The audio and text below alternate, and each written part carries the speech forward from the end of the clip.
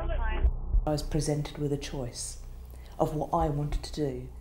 Did I want to die or did I want to live? From the monitoring that was on her, I could tell that she was going downhill very quick. She was losing huge amounts of blood and fluid through her legs. The back of the ambulance was awash with it. One of the things I've been told by the medical team was that she probably wouldn't survive, but that if she did, there was a very high probability of significant cognitive loss, brain damage. So either dead or brain damaged. Not much of a choice, really.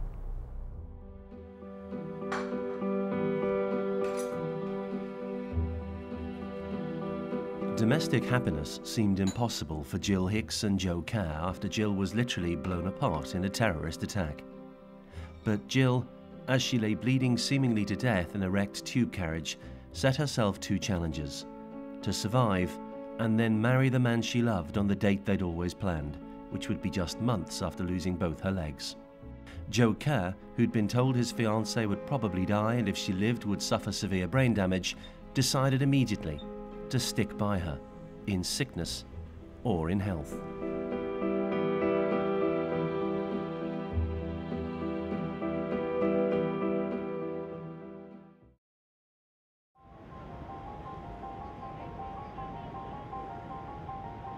On July the 7th, 2005, 4 bombs were detonated by terrorists across London.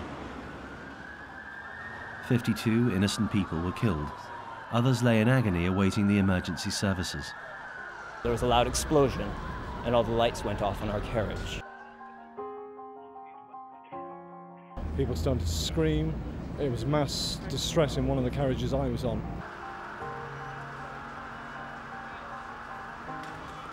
There were people left behind. The one who waited longest in Russell Square, the last survivor rescued, was Gill Hicks. 45 minutes actually is quite a long time to be sitting uncertain of what's going to really happen next and knowing that actually you don't have a lot of time left. Her injuries were catastrophic. From beneath her knees, her legs were torn apart. She was losing blood so quickly that paramedics assumed she was about to die. As far as I was concerned, Gill was dead and gone. I didn't know who she was or her name or anything at all, basically. Her injuries were very out of the ordinary. I've never seen anything like it. I've been in the service for 12 years. The worst injuries I've ever seen or come across. And to believe that she actually survived it, I find quite incredible.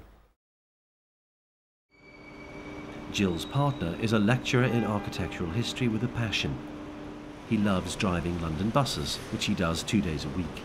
On July 7th, Joe was not due to drive his bus. He was working from home when he heard of the explosions. On July the 7th itself, it was the first week of the summer holidays. And I should have been at college, but I decided to work at home that day, just by chance. So yeah. And I'm glad I did, actually. And you know what it's like when you work at home. You get up slightly later, and I thought I needed a cup of coffee, so I walked up the road. And that's when I got the first inkling that something had happened. The tube station was closed, and the first radio reports of a power surge were coming out. And I can remember getting very annoyed, thinking, bleeding London Transport, you know, messed it up again. And I was really annoyed about that. But it wasn't until I got home and the reports of multiple incidents came through. But I had no reason to believe that anybody I knew might be involved. I mean, you know, the chances of that would be remote. And as far as Gill was concerned, she doesn't regularly make any of the journeys that were involved in the incidents, you know. Even though, to start with, they were quite confused about how many bombs had gone off and where. None of them should have impacted on Gill at all, so I wasn't worried at all. It wasn't until mid-morning that the first suspicion crossed my mind. July the 7th, the morning of, I guess in many ways you can say it's completely ordinary.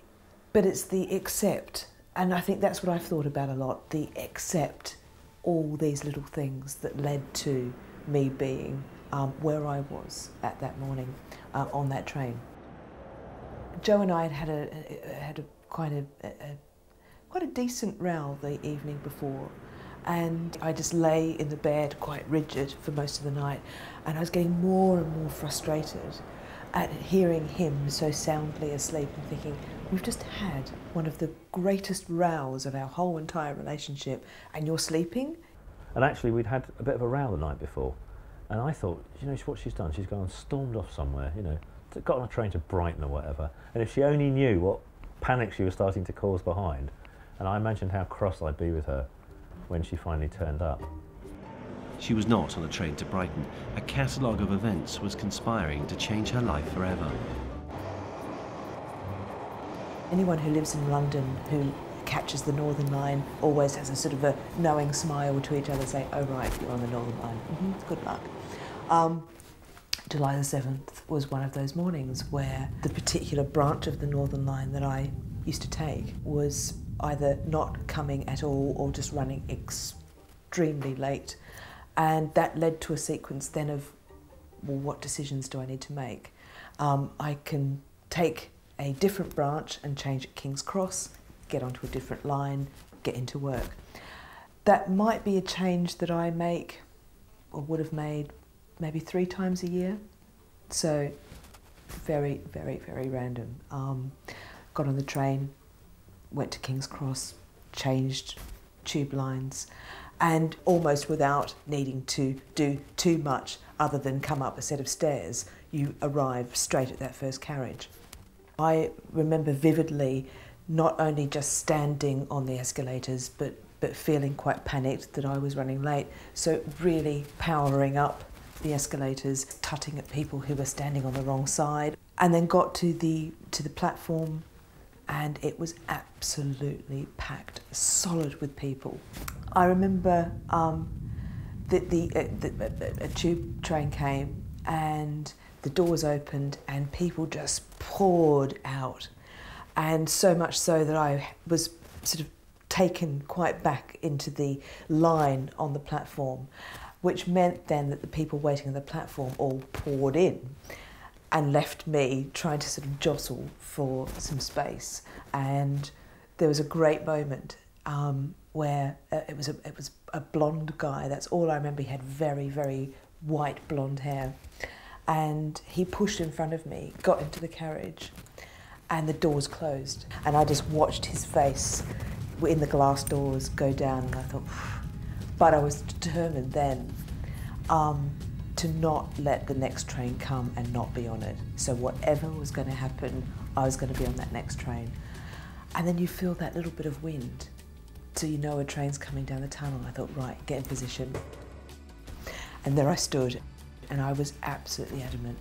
Train came, first carriage, pushed my way in and got in. How was I ever to know that I was boarding at the same time of someone who had a very different intent than everyone else that day? It's 10 to 9 and we're getting reports of trouble on the London Underground. Power surges are being reported throughout the network. All underground services are currently suspended. Yeah, I could tell though, because they thought it was smoke, innit? I would have as well. I thought the train was on fire. Yeah. Death wasn't something to be afraid of, that it was so beautiful, and it was presented to me as if by a voice, and that's the only way I can really ever share it with anybody, that it was a voice that was death, that I would call death, and another voice that I would call life. And this voice of death was so beautiful and urging me, close your eyes, come with me, and it will be fine. And of course you want to go with that because it's a lovely place. It was a beautiful voice, and I thought that this is fine. I can go. But then suddenly there's this other voice that I would say is the voice of life, and that one being very angry and agitated and saying, how dare you for 1 minute ever entertain the idea of not being here? You've got so much to do, and we're going to get out of this, and you've got to survive this, you've got to live. And I guess that's the moment, that's the big moment where you think about the preciousness of it all, you know, who you won't see again, the people you love.